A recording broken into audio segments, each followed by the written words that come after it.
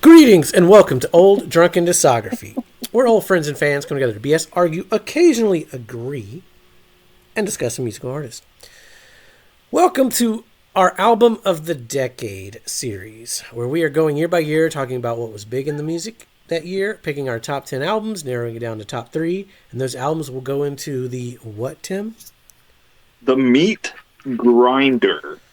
Which is essentially a giant elimination style bracket where only one album will come out as the album of the decade. It's going to get nasty. Alliances will be made, broken. Feelings will be hurt. Limbs lost. But we'll have a clear winner. Albums heard. Albums ignored. All right, so if you missed our previous 1991 video, these are our current ranks of what was in the grinder. Bill has swapped out an older pick from Colquitt to Garth Brooks, so Garth Brooks now has a bye in the grinder for some dumb reason, but whatever, he's there. So, yeah, because it's a good album. Apparently, it's a great album. It actually is a great album. That means I'm gonna have to listen to it when we get to the yes, actual grinder. So, I believe I heard albums could be ignored. Ooh. Yeah, like, I mean, do we really need to listen to, any Nirvana album? I don't know. Well, I know, but I would have to listen to Garth Brooks. That's my damn point. All of them. Look, I'm going to tell you right now. Why not? For this video here, I took no notes. I didn't have to listen to any of these records. Some of my picks are my favorite album from an artist. So I didn't have to do much research. I just had to put them in an order. There's Tim's. Pretty solid list. Bill. And Joe. The best list. So, who wants to kick us off?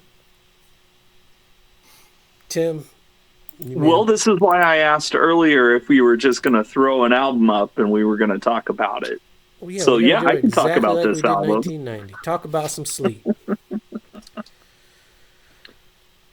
Wow. Okay, so yeah, Sleep Volume 1, 1991. A lot of musical change on the horizon. This is the only album that Sleep recorded as a 4-piece. They had Justin Marler on second guitar and vocals, but when they got picked up by Earache, who are going to put out an album later in the decade, he decided to quit and go become a monk. This is still a little more metal than what they would become later. Al has not quite found his singing voice yet. But still just a seminal first album from a band that's going to, I mean, they're one of the pillars of 21st century stoner, doom, heavy metal, whatever you want to call it. They're absolutely one of the pillars, and this is their first album. And as you're going to see from a couple others from my list, that this was the year it all began, that the Sabbath worship, consecrates itself around some true disciples. And, yeah. Sleep Volume 1, Stillborn, The Suffering, Anguish is great, Catatonic, Nebuchadnezzar's Dream, The Wall of Yawn. Great album. Highly recommend it. Yeah. I got nothing to add. I don't know anything about that record. That's the first time I've ever heard of Sleep. Okay, so actually, before I rank that, let me run through a list of albums that didn't make my list that I think are all albums that you should absolutely hear. They all came out in 1991. They're all top of their game by a lot of artists that are just, putting out some quality stuff. Starting with Anthrax, who put out Attack of the Killer Bees that year. Armored Saint, Symbol of Salvation. Crowbar put out Obedience Through Suffering. The Infectious Grooves put out The Plague That Make Your Booty Move. Okay. I like the title. This one I got on vinyl. Monster Magnet put out Tab 25. They also put out their album Spine of God, another one of those pillars of the stoner doom movement that's really going to come into prominence in the 2000s. So in 91, I guess this is grunge, because it's not metal, it's not punk, it's some weird combo of the two. Great little EP by Monster Magnet. And like I said, they also put out Spine of God. Another EP that came out was the Melvins Eggnog. This is a discography that people are still getting lost in. It's so extensive. Oh, it's huge. But it's huge. But one thing everybody can agree on is that Eggnog is awesome.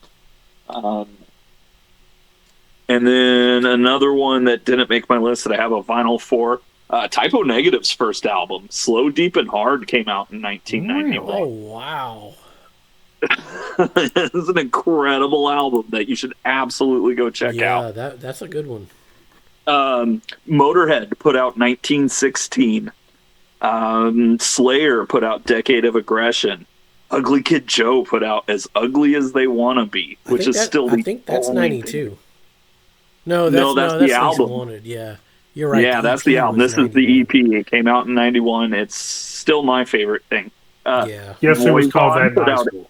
Or in school? The what's that? Guess who was called Ugly Kid Joe in school? Not you. You would have been Pretty Boy Floyd. That's Hey, right. at least you weren't Voorhees. Voivod put out Angel Rat. The Screaming Trees put out Uncle Anesthesia. Fishbone put out The Reality of My Surroundings. Living Color put out their Biscuits EP. Tin Machine 2 came out. Prongs Prove You Wrong. Death's Human. And yeah, I mean, those are all albums that didn't make my top 10 list or anybody else's that I can imagine. But they're all just fantastic albums you should totally check out. Mine would be like the Spin Doctors, Pocket Full of Kryptonite. Didn't make my list, but I love that record. The Vandals, I think, put out Fear of a Punk Planet in 91. Yep. Which was a good one. Yeah, that's a good one. So. Yeah, because Fear of a Black Planet came out in 90. Uh-huh. Yep. And yeah, I mean, you can see Public Enemy put out a release this year that I will be talking about once it pops up. Tupac put out his first. Yeah. I think that was his first. All right, so you're not really ranking yet because it's going to be number one. It is making it to the bracket for now. Yeah. Will it stay in the bracket? We don't know. I guess I'll go next. Nobody had this album on here, which is criminal because this record is phenomenal. I mean, there's not a bad song on it. And I know a lot of people, I know I'm in the minority with the Dinosaur Jr. fans on this because Lou Barlow was already gone. And I mean, it's mostly a Jay Mascis record, but it's still, it's a top 3 Dinosaur Jr. record for me. So it had to be on this list. And some notable releases. They also put out 2 EPs this year, which are both phenomenal and some of their best stuff. Yeah, Dinosaur Jr. We're going to get to this discography eventually. For sure. So it's your number one? It is my number one. I don't have much of a relationship with Dinosaur Jr. I did listen to a little bit of this album, like going through 91. I tried to, anything that I had not already known, I tried to go ahead and listen to a little bit. Didn't fall in love with it, but... I have so many... I'm not going to say nostalgic plays a part in why this record is great, but this record is great. The Wagon, one of their best opening tracks. Hands down. We'll get into Dinosaur Jr. Trust me. It looks like Bill and Joe both have REM's Out of Time. Yeah, so I'll just talk about, this gem of an album here. I'm not fancy like Jason and Tim with their fancy vinyl. I got my nice CDs, or, well, my parents' CDs, because actually that's how I started listening to a lot of different bands here outside the radio. God, REM, this was actually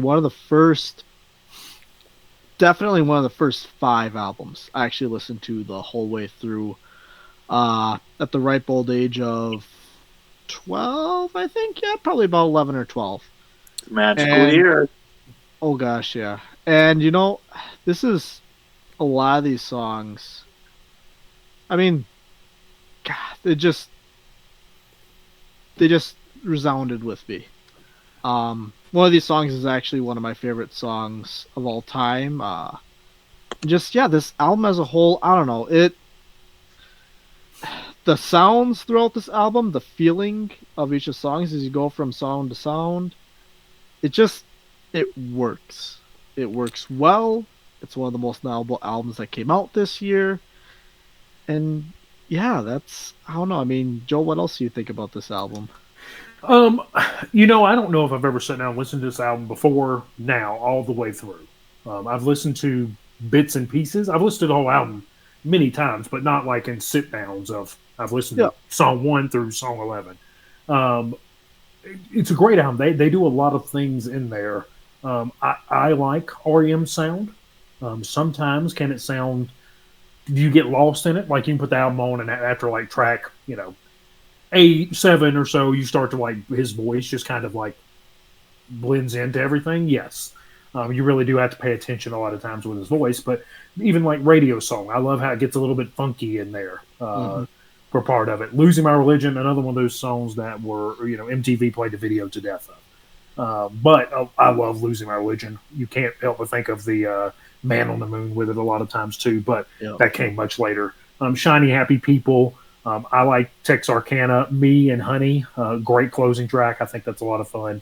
Belong. I like the spoken word type aspect he's doing in there.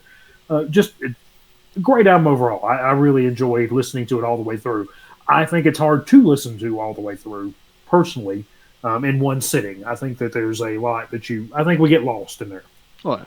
It's an album that you listen to, and I'll say definitely after I did the first couple times listening the whole way through growing up, like, it's an album it's good when you mix it, instead of a 6 CD changer, you mix it with a couple other albums, you get a little, it's not that you need it broken up, it's just, it works better when it's broken up with other types of songs, other sounds with those songs as well. This was, we haven't talked REM on the show yet, but like this was a turning point in their career. Like this record here. This was from IRS to what REM became.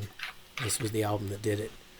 This isn't my favorite REM record. I don't even have this on vinyl. I've got a couple of the ones coming up on vinyl, but it's not a bad record. Like Radio Song is top tier REM.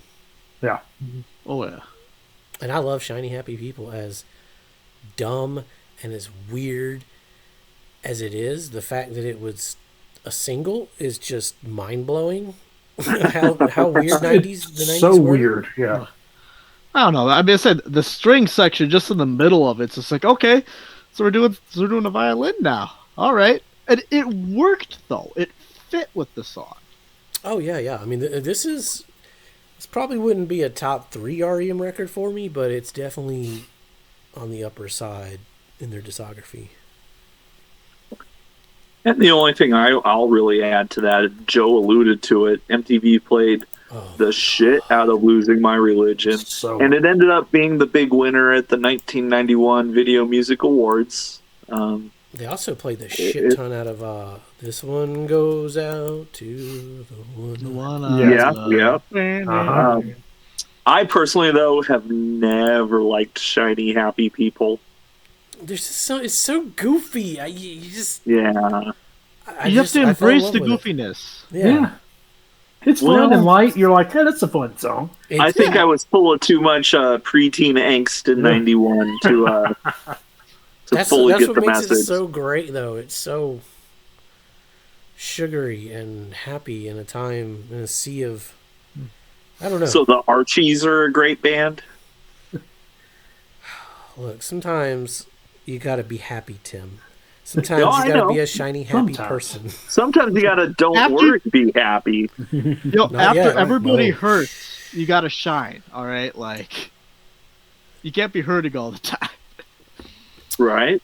It's the end of the world as we know it, but I feel fine. Dude, Okay. I love that song. That Uh-huh. well, you wait till we do REM. Top song contender right there. I can't wait. It's gonna be a You fun wait till one. we watch Independence Day together. I had document on cassette and I Holding wore hands, that bitch sharing out. popcorn. I wore it out, rewinding it, playing, writing down the lyrics, trying to learn that song. Uh-huh. I burned a hole in that cassette. All right, number 2, Bill. Why don't you kick us off here? All right.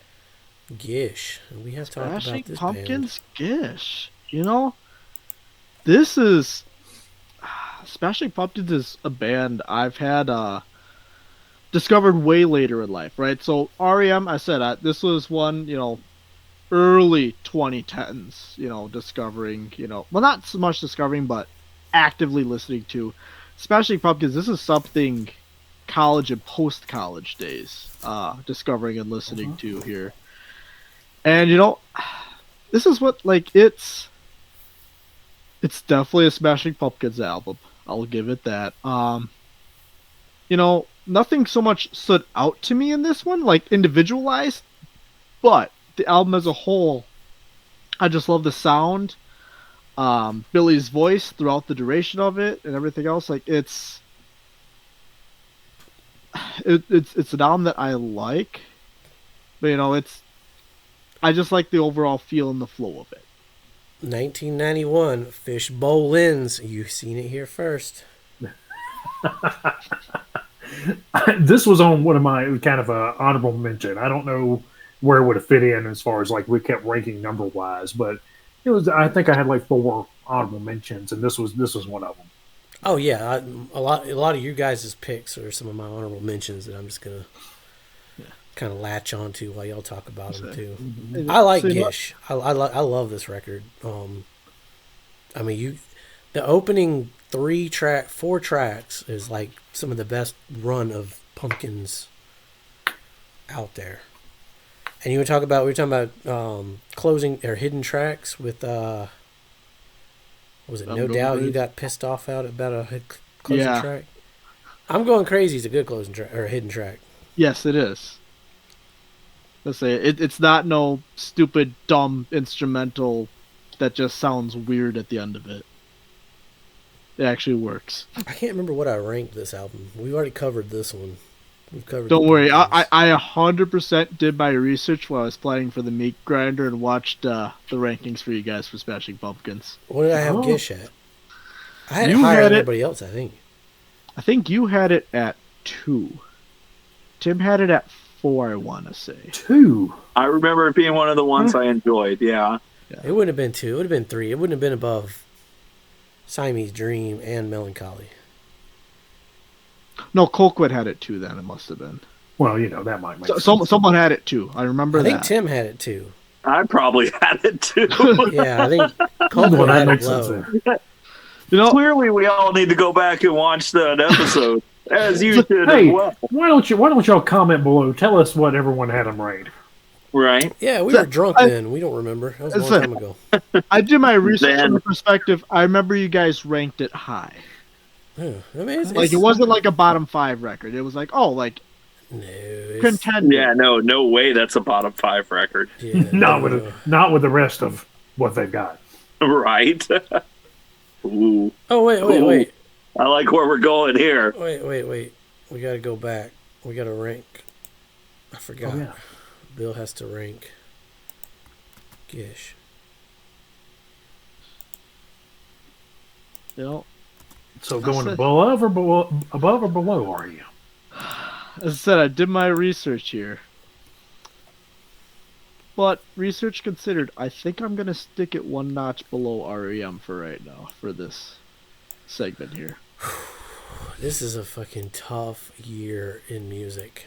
It really is. It's like especially because I've got all my honorable mentions I got laying around me too. Like they're granted, I've also listened to some other stuff than you guys, but obviously we'll get to some of those later. in the next 2 or 3 picks. All right, Joe. I'm gonna say you and I should just talk some NoFX now. Yeah, well, that's fun. I didn't realize this came out in '91. I had I know the album, but I didn't know the year it came out. I wasn't listening to NoFX in 1991. Never heard of them in 1991. So getting to like go back and look at what albums were there, and I was like, oh, NoFX and Ribs there? That's probably going on my top 10. And then going through and listening to it, of course it does. I really enjoy it. I think this is a great album. I think there are dumb songs on here because NoFX has dumb songs. Together on the Sand. Yes. That's classic, though. That's a classic. You know, that may be my least favorite song on this album. What? They still play that one. Yeah, it's okay. It's fine for what it is. What about New Boobs? New Boobs is great. Boobs down. The Jugs, Bazooms, Wazooms part, pretty fucking funny. Green Corn's good. Shower Days. There's a great Zappos Beetle Rocks reference in Food, Sex, and Ooh. So that's a really good one. I Don't Want You Around is great. Nowhere is really good. So just a lot of Cheese Where My Slice. This is just this is a NoFX album. If you think of NoFX, this is the kind of music they play. Shout now out I want to to get older. Shout out to Hillary for the Moron Brothers and the Glory Days soundtrack, because that was on there. Mm-hmm. That's another classic. Great stuff. Album covers hilarious. Yeah, my biggest problem though is I don't like the way the record sounds. Like the production of Rib doesn't sound. They haven't quite hit. We haven't hit peak NoFX yet. There's still some great shit here, but this isn't one of my top 4 or 5 NoFX records. No. And to be honest, if this album sounded worse, like was recorded worse than it is, it'd be better. Or if it was recorded better, it would be better. Like where they are is kind of in the middle It's of like a good sounding. Yeah. Like a weird pitch through the whole thing. It's very flat sounding record. I don't know. Yeah. Saying that though, unless Bill or Tim has anything to add about NoFX. I haven't heard Ribbed in 25 years at least, so I remember enjoying it. I can't wait to check it out again, and I hope it makes the grinder. Oh, we'll see. For me, it is not better than Green Mind. To me, it is going above REM's out of it. Ooh, oh, juicy. I'd agree with that. I'd say Ribs is probably better than Out of Time. I'd say Out of Time's probably better than Gish. Mm-hmm. So I'd agree with that. I'm good with everything so far. Save it for the bracket, boys. I can't wait till Nevermind gets knocked out at the first real sided competition. Of what? I'm sorry, did I just hear some shots fired? Now, I can tell you the album. I can tell you an album that you put against it. It's going to be tough, but short of that, Nevermind. Strong album. I could think of another album that'll knock it out, and it's called In Utero. And hey, 1992, Cesticide's right around the corner. Right around the corner. Right. We got a whole yeah. decade in front of us. Can't wait. Oh, I'm already prepping 92. All right, Tim, your next one is Sepultura Arise. Yeah, thrash metal classic. This is the one that they actually went and recorded with Scott Burns in Tampa at Mora Sound. So it's got that classic late 80s, early 90s Tampa death metal sound. If you look at Sepultura is an interesting band where they're being from Brazil, they're a couple years behind the rest of the world. And their career very closely mirrors Metallica's, where they kind of blow up on their 5th album. And this is their 4th album, making it their Injustice for All. And fan favorite, like easily. I don't know if it would be my number one Sepultura album, but I could honestly see it being anybody's number one album. They're on fire here. They sound great. Dead Embryonic Cells, just a classic song. Love this album. Where would you hear that phrase that you just took anywhere else? Dead Embryonic Cells, just a classic. It's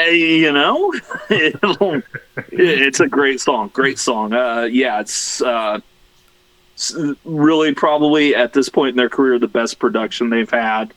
The songwriting is top notch. The it is. I'll give them that. The album cover is pretty fucking cool. And then there's the album cover. Yeah.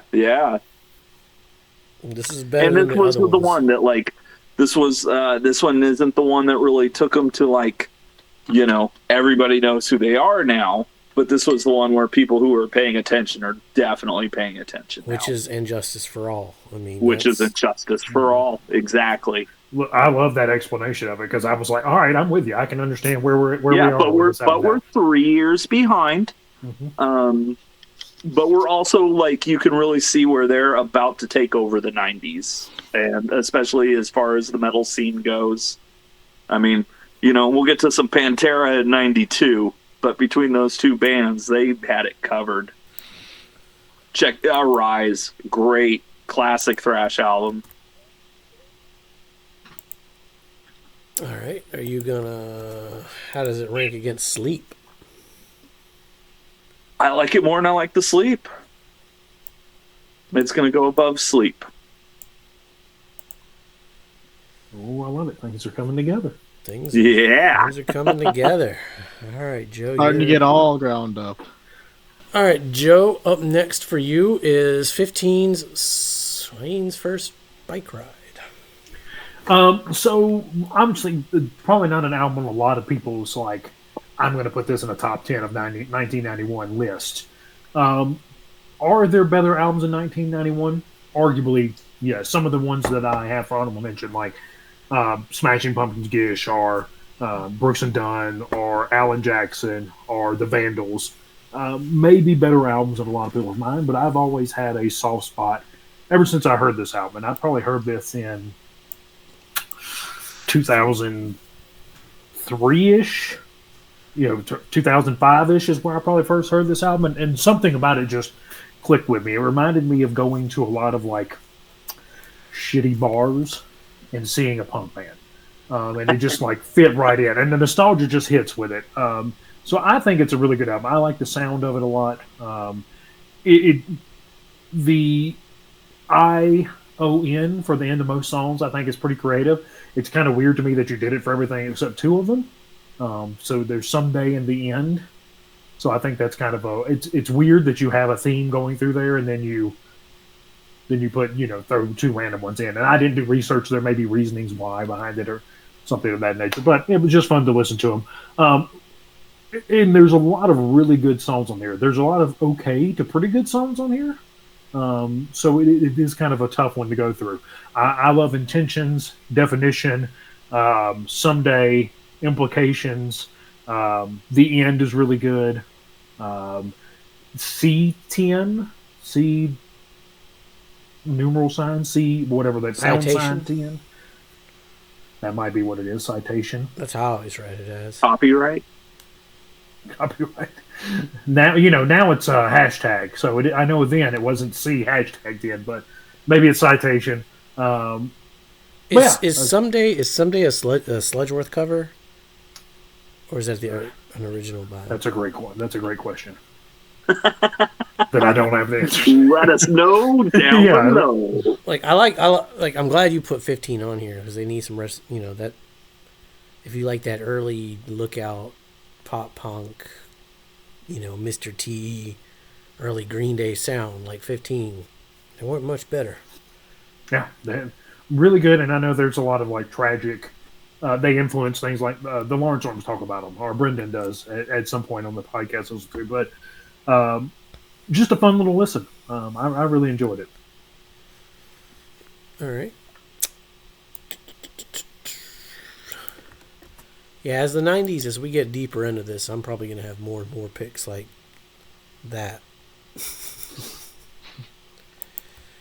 Different years have different formats as far as what gets selected. I mean, 92, that's when No Use for a Name started showing up. You already got No Uh-huh. Effects popping up. We had Bad Religion, now No Effects. No doubt. Yeah, No Doubt pops no up doubt. next year, too. 15 is going to go behind REM. All right. Looks like I'm up next. Tom Petty and the Heartbreakers. Into the Great Wide Open. I do have this one. I love this record. Again, we haven't covered Tom Petty. We'll get to him. We're a little scared. That'll be a big one. 16 albums, but That's a big one.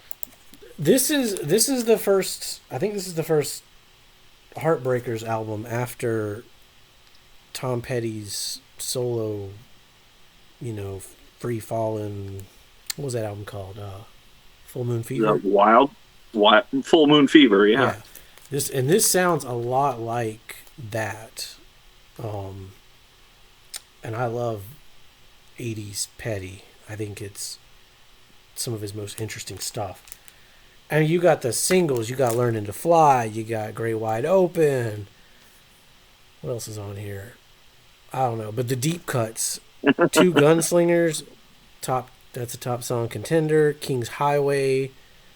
All the good. I mean, the whole album is just. We'll get to Tom Petty, but I love this record. I recognize Into the Great Wide Open. I don't know. I'm sure if you played Learning to Fly, I would recognize it, but Oh yeah, You you ain't know got that. wings. Yeah, it was a Learning big to hit. fly. oh yeah. Big Without hit. wings. Yep, I do recognize that then. And that's the extent of what I recognize off that. That's the thing about Tom Petty is some of his records you can get it and the singles are the best thing, but not with this one. To me, this is one of his most solid records since Southern Accents, which is another one I think is solid. But Okay. Traditionally, for the folks who never saw the Gaslight Anthem, I thought that they were talking about Southern accents, actual accents, instead of the Tom Petty album. now, where did I rank it? That's a good question. I do not have the answer to that. It is above No Effects, but not Dinosaur Jr. Okay. Yes, correct. All right. Up next, we get back to Tim. He gets to talk about some more stoner rock. I do love this album cover. This is a great album cover. It does stand out the most when you look at like all of our albums together. I think they're just trying to be like, never mind. No, I guess. Well, this came out before I know, Nevermind. I know. We'll throw that out. As soon as I said that, I was like, fuck. And what is it? It's is it at a crawl that's on here? Oh man, let me pull this one up. You got Boris, Anaconda, Ligature. It's shoved. Yeah. Oh my god, it's shoved. It's shoved could have been on In Utero. Yeah, you got Your Blessing. If I had an Exorcism. So when I talked about the Sleep album, we talked about the beginnings of stoner rock, doom metal, desert rock, whatever you want to call it. Multiple names. It's the same genre. And it all kind of boils down to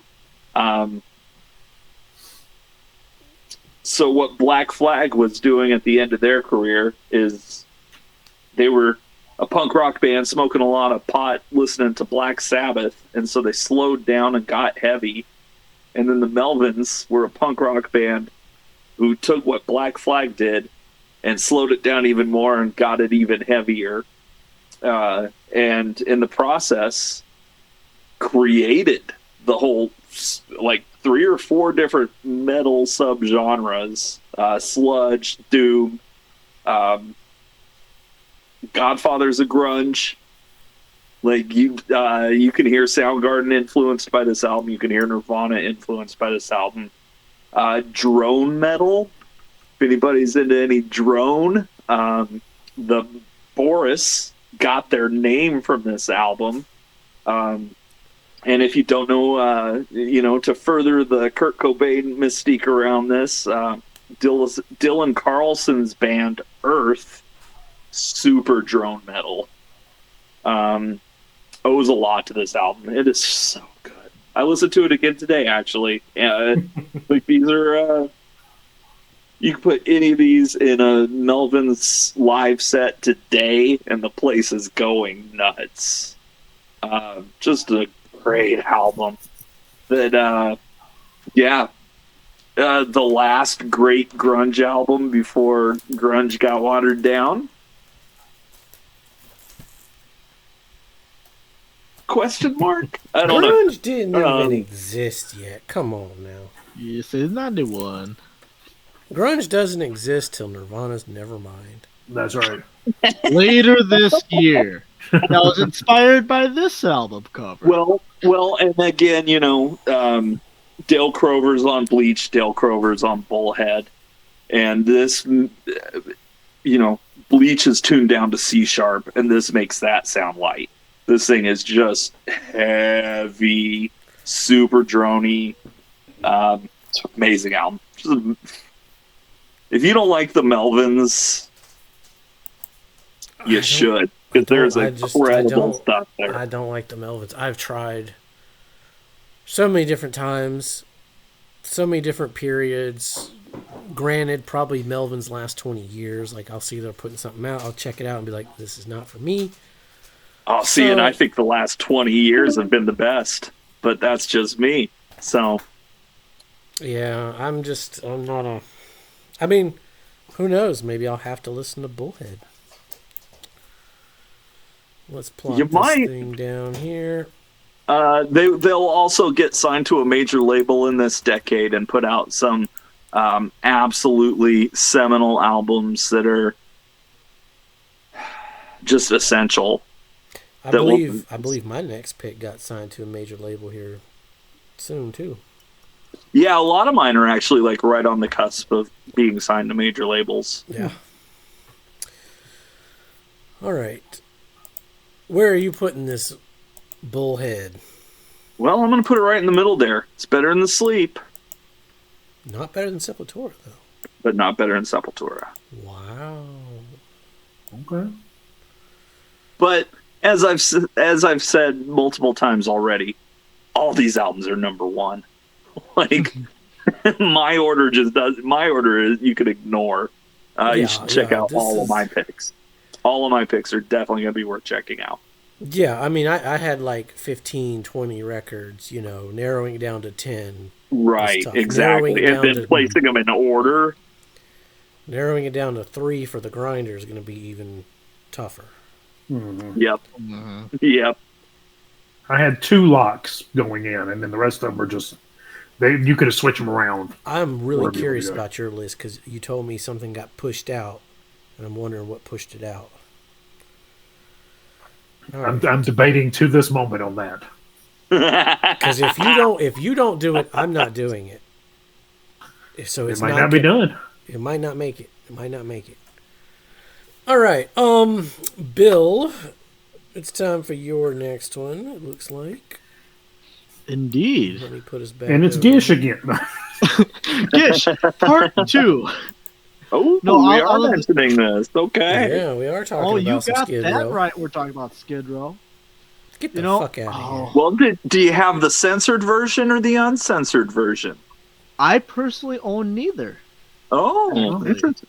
I have the censored version on CD and the uncensored on cassette. Ooh. If I get this album on vinyl, it will join a very select group that I have on all 3 formats. God, this... I was definitely listening to this in 91. So here's the thing with this. So Skid Row is similar to a couple of the other bands like Smashing Pumpkins. Except for Skid Row, I discovered them, probably junior year of high school is when I discovered Skid Row actively. And I fell in love with a lot of their songs almost instantaneously. Like, I mean, most of their singles, because there was a lot of radio rock that I listened to in high school, especially at the tail end of it, and maybe beginning of college was radio rock, and then singles especially. And this album, holy shit. Monkey Business is one hell of a way to start an album. It ain't no vampire monkey business, but it's some damn good monkey business. Alright. Oh my god. Like, here's the thing, it starts slow and then it builds and then it maintains that energy through the first several songs. You don't lapse the energy. Like, it doesn't build more, but it builds the energy through that first song and then it maintains it. And then ending it with Wasted Time? Are you kidding me? Like, that again is a phenomenal end. Like, is it all just wasted time? I don't know. I don't think it was listening to this album. Like, this album, there's a reason it did as well as it did, and how everything went throughout this. Man, I mean, we don't do art, but also this album cover is something else. Yeah, I got two things to add about this. One, they got a song called Creep Show. That would have been a great way to segue into getting Stephen King's ass on the video. And two, album cover wise, yeah, you're right. This is probably the third best album cover so far that we've seen on this episode. Fun fact, it was painted by Sebastian Bach's dad. Really? Yep. Oh shit, that's a couple points right there. No, hey, did you get points for the credit on that when that album was successful? Perfect. Yeah. God, I mean, and Tim already mentioned on your overview how this album had instantaneous success on the Billboard. Debuted at number 1. I mean, the fact it did that alone should be a testament to this album as a whole. Like, this phenomenal album. As a sign to the industry, it was the first time the industry started taking hard rock bands seriously because they were actually selling. Does it, like, this, in my mind at least, Grant, again, I wasn't alive through the 90s. Go back to the overview version. I was the only one not alive in 91.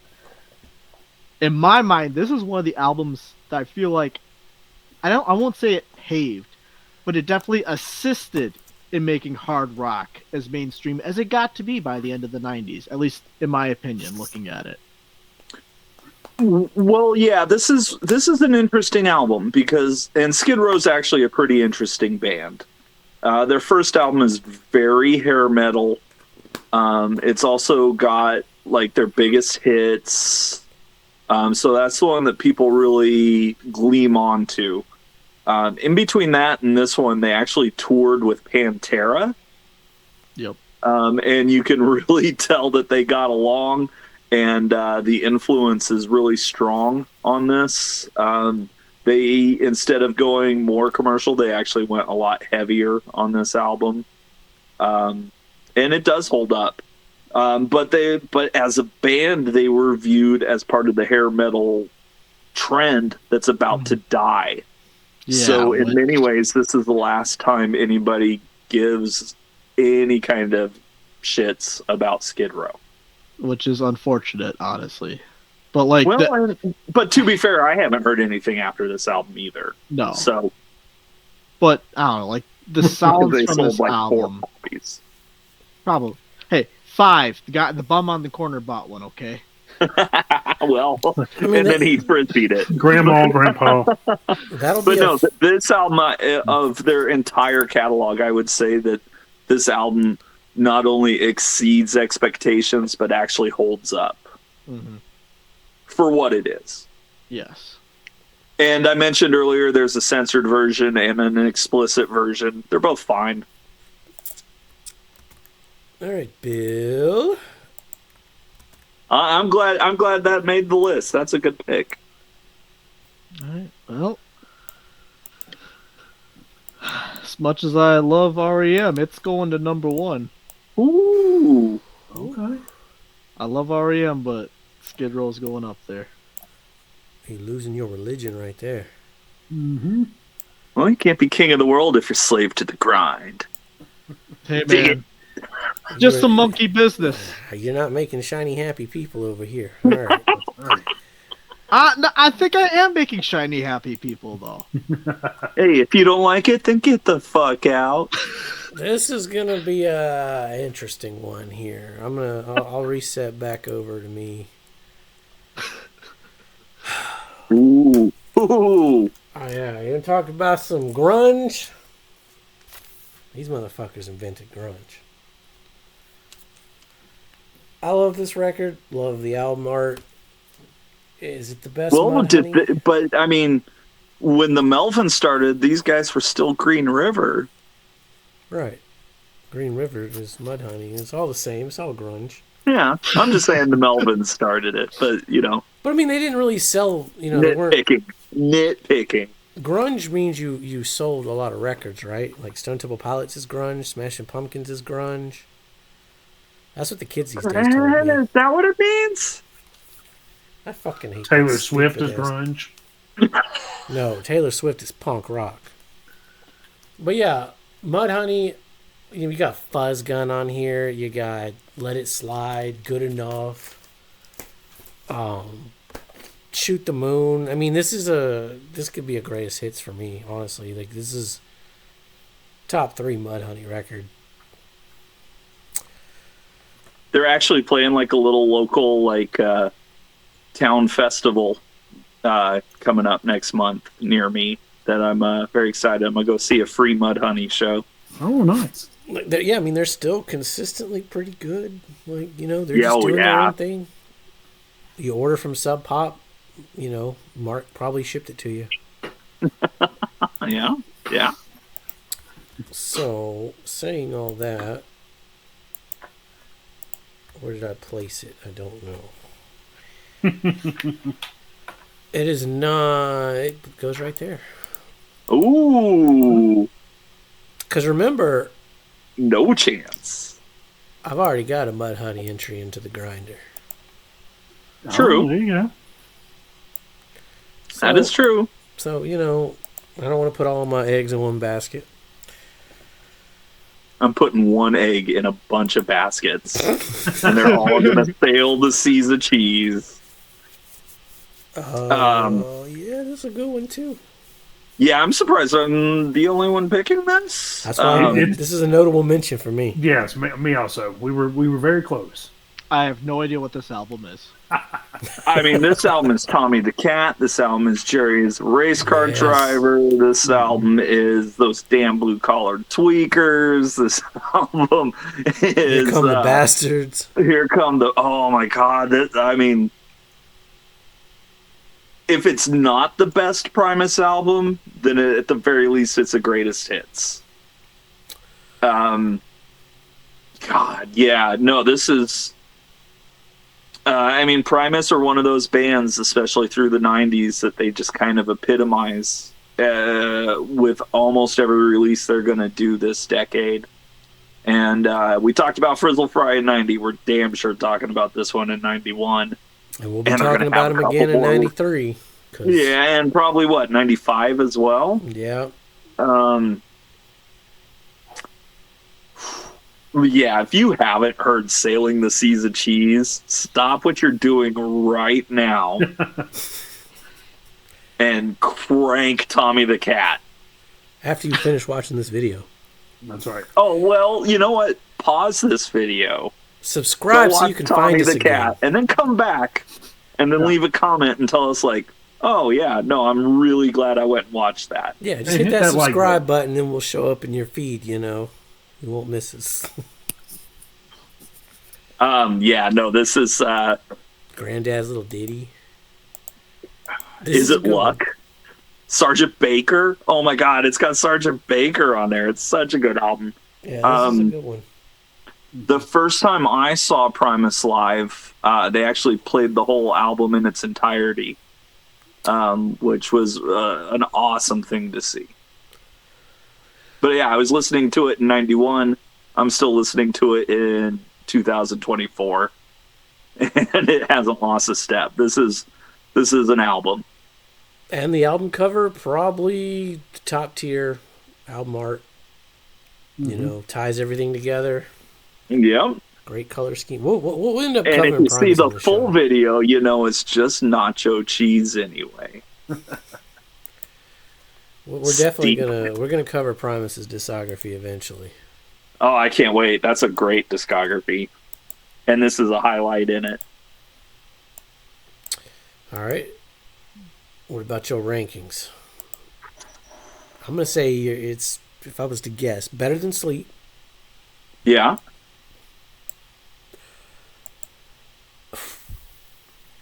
All right, I don't want to guess anymore. Well, you can keep moving it up. I think this one's gonna. I'm going back and forth between which one's better, this or Arise. And you're asking me right now. I'm gonna say yes. It is better than Sepultura's Arise. Okay. Okay.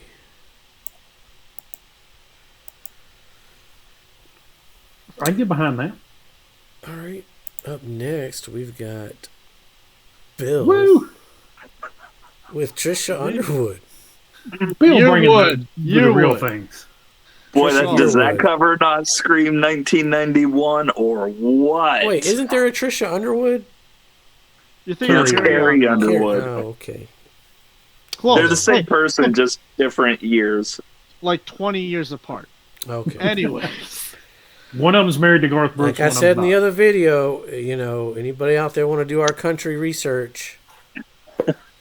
I say before I go into this one, honorable mention country-wise, Brooks and Dunn. Their album came out in 1991. Brand New Man, phenomenal country album. Nothing against them. I think Trisha Yearwood's. You got me saying Trisha Underwood now. Gosh damn it. Trisha Yearwood's self-titled debut album, I feel like deserves at least some attention to be brought to it, at minimum. And I would argue it is indeed worthy of being on the top 10 list. Just because, she was the first country artist to go double platinum with their debut album. Or female country artist at that. Like, the mark that she set with this album and the precedent she set going forward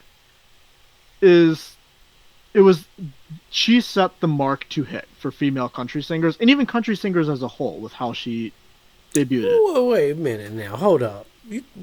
What about Bonnie Raitt? What about, wasn't there some big Dolly. country?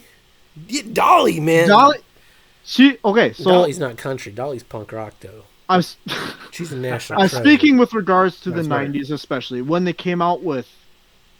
This thing, Dolly got better over time. Trisha came out swinging though with her first debut album. Okay. Relatively So what speaking. I'm hearing here is that Mutt Lang heard some Trisha Yearwood and went, I'm going to give that Shania Twain a call, and I'm going to leave these Actually- Def Leppard losers behind. You aren't that far off when you really actually listen to some of the stuff. Like you actually aren't here, Tim. I'll take your word for it. I believe I know you.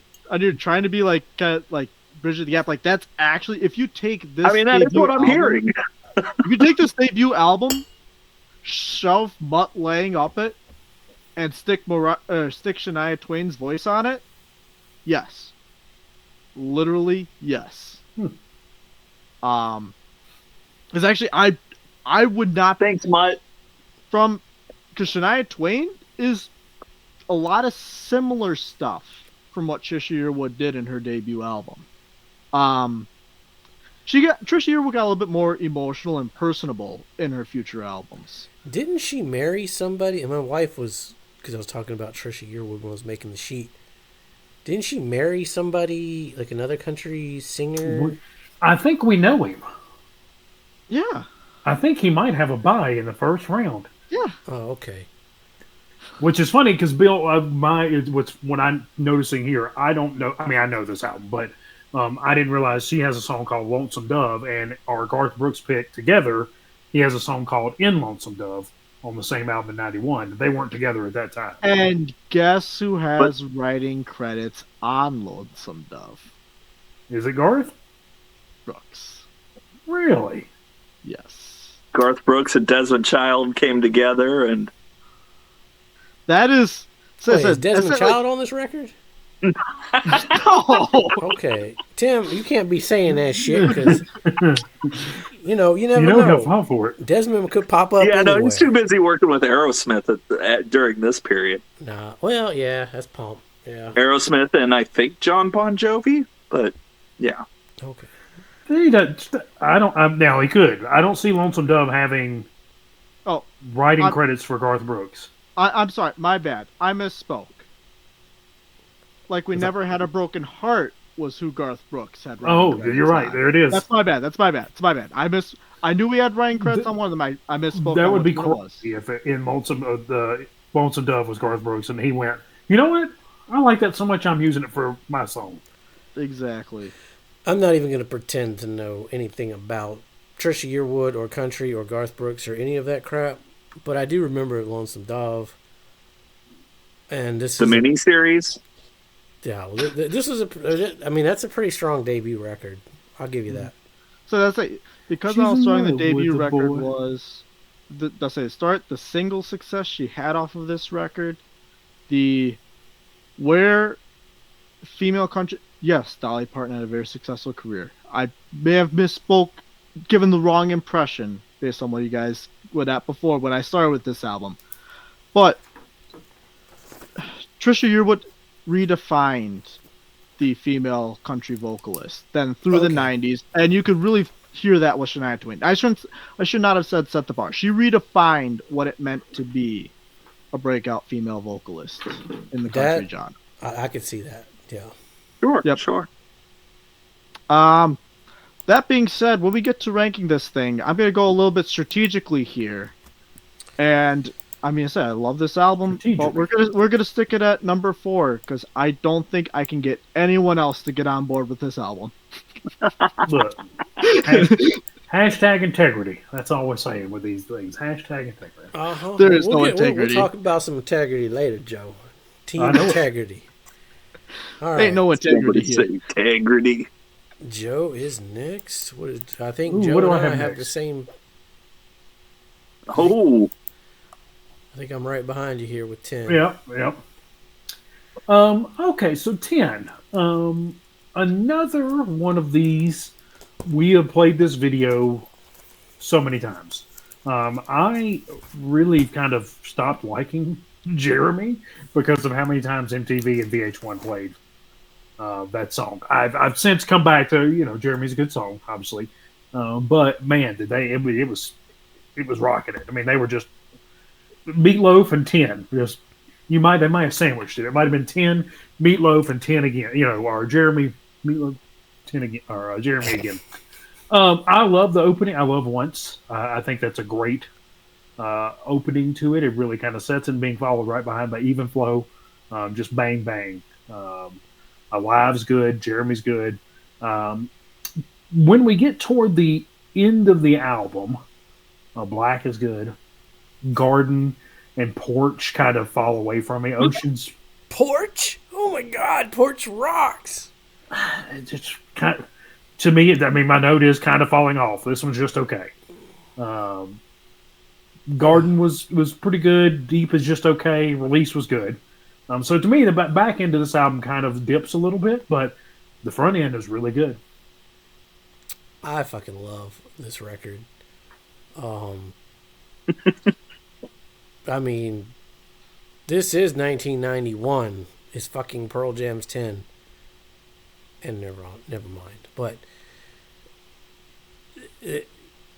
Joe said it. You got Once, Even Flow, Alive, Why Go, Black, Jeremy, Oceans, Porch. Yeah, the last two songs kind of drag out a little bit, get a little doing, but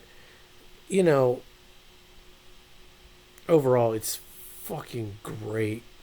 Saying that, it's not even a top 3 Pearl Jam record for me. The production on this record hurts it for me. I will say though, like I've got the 20-year, I think it was the 20th anniversary. I don't know, 2009, but it has the Brendan O'Brien remix of 10, and that's much better. But we're going off of the original release here, so There's something about before I re-listened to it, I would have told you 10 was great from start to finish. But there is something about when I listen to this album that makes me hesitant to be like, this is so amazing. It's good. It's a really, really good album. It would never not make a top 10 list whenever you're looking at it. It doesn't matter. There is something about it. How many times Jeremy got overplayed? Because it did. It got wore the fuck to death. Mm-hmm. It's still a great song. It's still top tier fucking lyrics. Say what you want. A song in 1991 with lyrics like that made an impact. That is a cultural shift from girls, girls, girls. And that's what defined what's coming down the decade. Well, maybe if they hadn't put out Jeremy, we'd all have a bunch of strippers in schools today. I don't think so. I don't think That's a different universe. Yeah, I don't think that was going to happen. No matter how hard those 80s bands tried, this made more of an impact on my generation. Hot for teacher now. You're right. Uh-huh. Yeah, hot for teacher while Jeremy shot his brains. Well, I guess I don't know if we can say all that on YouTube. But Figure it out later. saying that, Drano. Where are you putting it? I'm putting it at, where's my one page of notes here? Pearl Jam. It's above Mudhoney.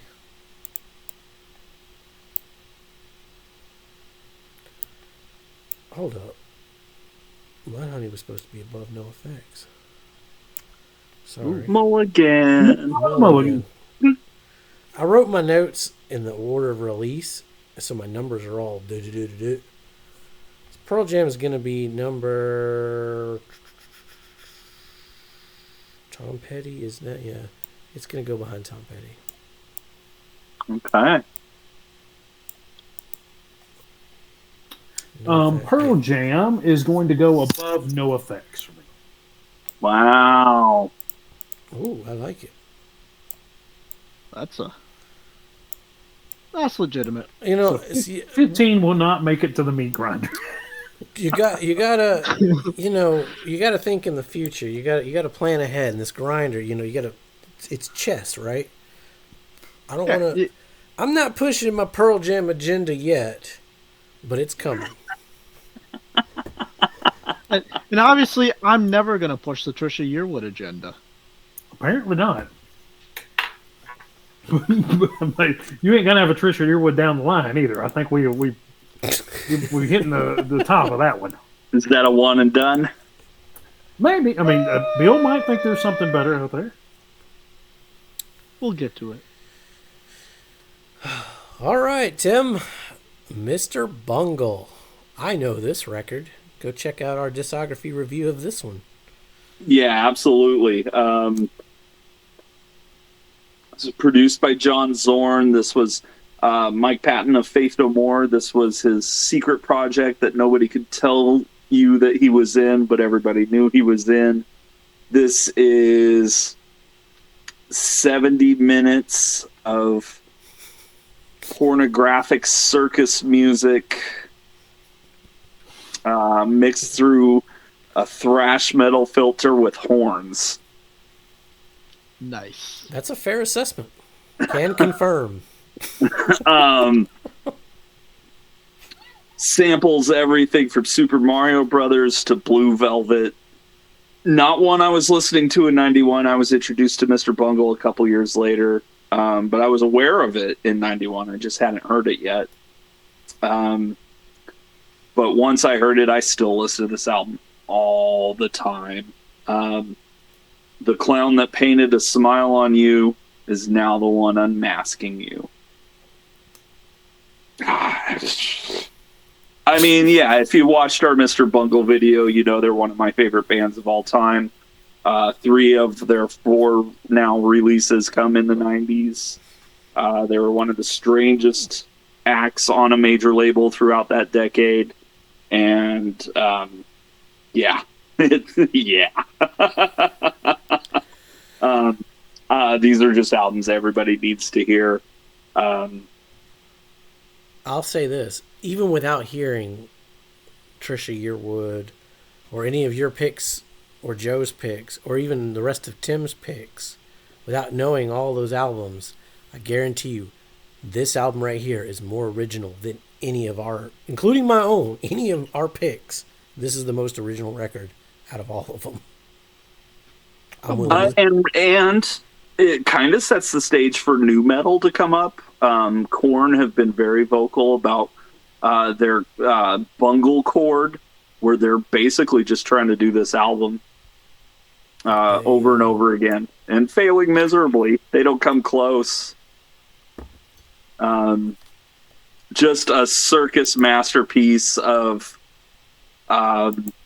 every nightmare you've ever had. Fantastic album.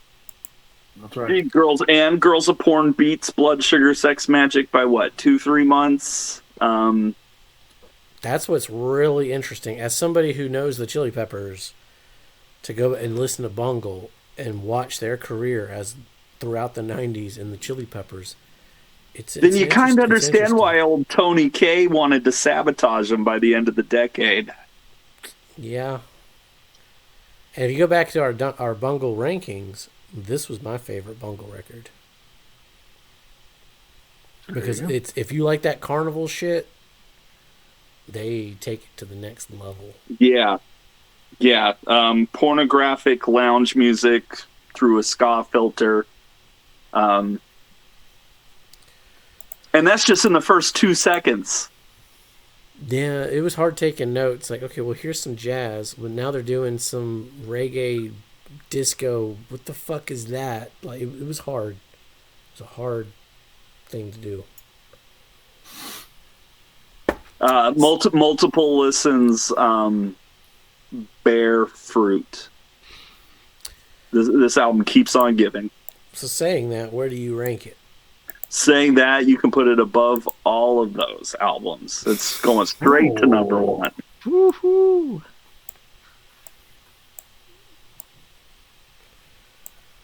All right. We got 2 more, and then we're going to break for part 2. Bill is up next. Oh, I am indeed. Oh, let's make sure. Let's see. No. Joe took a different path. All right. Oh, what is this album? Oh, Look, it's the same one. Look at that. The Garth game is strong in the early 90s, apparently. yeah, it is. Exceptionally. I mean, there's a reason this album was as successful as it was in the 90s, and it was. This was the second biggest selling album of the year. Yes, it was. All genres. And again, it was another one similar to Trisha Yearwood's, debuted at number 1 at the beginning of it. Right, but that's on the country charts. U.S. Billboard 200. This was Billboard 200 number 1? Yeah. Debuted at number 1 on the Billboard 200. Okay. Garth Brooks was strong in the early. Yeah, you got to remember. You remember yeah. 1990 and the album that Joe put in the grinder? That was a big Garth Brooks album, so people was fiending for some Garth in 91. Oh, gosh, yeah.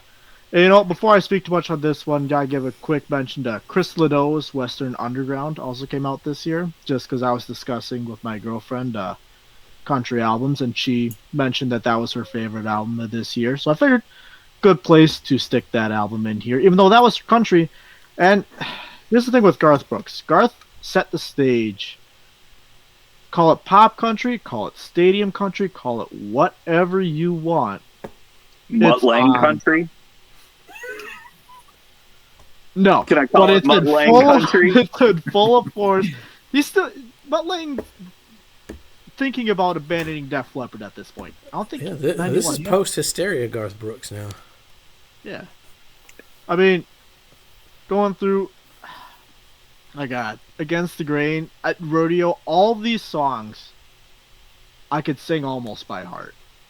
This is actually one of the CDs when I was going off to college. Would be in my CD changer that I would put in my car as I was driving out. And actually, the one time we weren't dating at the time, actually, but my current girlfriend and I, this was actually one of the CDs we listened to.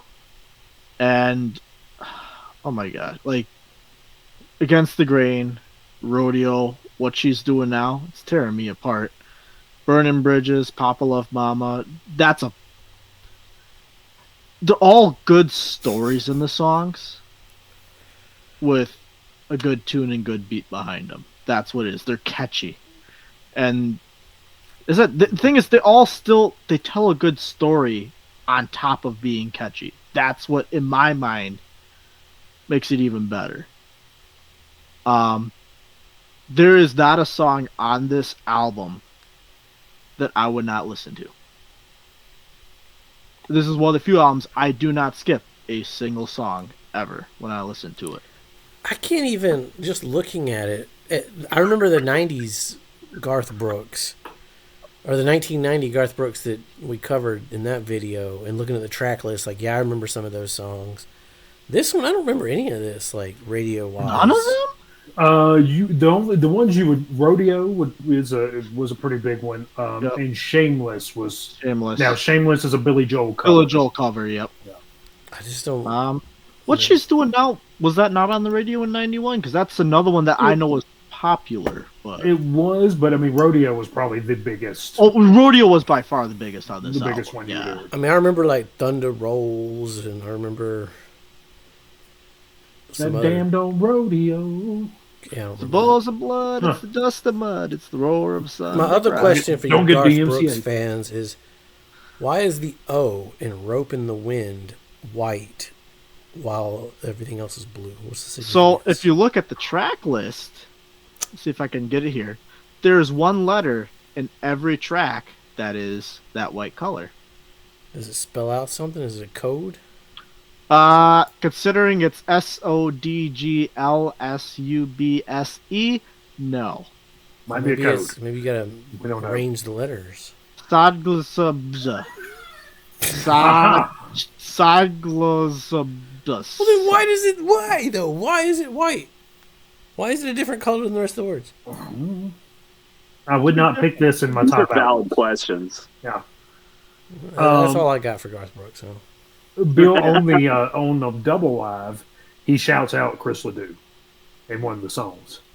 So there's your tie-in there, and I'll talk more about this album as we move forward. All right. Yeah, I'm sure the Garth conversation is not Never ending. never ending. Never ending. Operation. Yeah, it's going to number one. All right, there you go. There you go. Yes, sir. Oh Lord, I'm loving Jesus. it. Yes, so Tim. Gish is not going to the grinder. Tim, we're gonna have to go. We're gonna have to initiate Operation KOC. Operation Yes, Cock. yes, we are. Operation Cock. Yep. KOC. Kill off country. When we get to the grinder. Don't be hating. Haters gonna hate now. All I right. mean, you can't make me a slave to the grind. All right, Joe. You're making my brain hurt. That's right. All right, let me get my notes back up. Screeching Weasel, Making My Brain Hurt, another album I was not familiar with in 1991. Well, the Weasel did not come into my life till much later, sometime circa 2001, before I even heard of Screeching Weasel. I'd never even heard of him before then. So I really, really like this album. There you go. That's why I know about it. And I was like, what in the hell is this tattoo? Is this something from Roger Rabbit? And he's like, no. That's fucking Screeching Weasel. Screeching Weasel.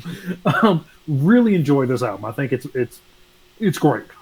Listening through it, I think I've listened to this album probably 3 times in the last week and a half, maybe. And it's the only one I've like gone back to and listened over and over again since I've listened to 91 albums. Great album. Starts off making you cry. I love the line, "I'm tired of making you feel like you're an eel." I think that's just a fun line. Slogans is really good. Guest list. Veronica Hates Me, I can see clearly is a decent cover. I'm not a huge fan of this cover, but it's not bad by Yeah, any it's means. the low point for sure. Cindy's on Methadone is a pretty good song. I like it. My imagination went. Do you remember the infomercials where they talked about CDs and they're like, with songs like, and that's all I could think of like this, and be like, in songs like Cindy's on Methadone. Camilla's too nice. Fathead. Santa touched my butthole. Teenage freak show. So I thought about that. The Science Myth is probably one of my favorite songs off this album. Top song contender in the entire discography right there. God, so good. What We Hate. Teenage Freak Show is actually another one that I didn't love. That wasn't one of my favorites. Freak Show. It was fine. Jughead right there. Yeah. Kamala's Too Nice is great. Fathead, I love the dummy, dummy, dummy, dummy, why don't you beat it line. I think that's fine. Not the best song on there, but I like that line. I Want to Be With You Tonight and My Brain Hurts. All just a great album through and through. And I don't, I haven't listened to the rest of their discography. I want to at this point, so I don't know where it ranks in up like a pantheon.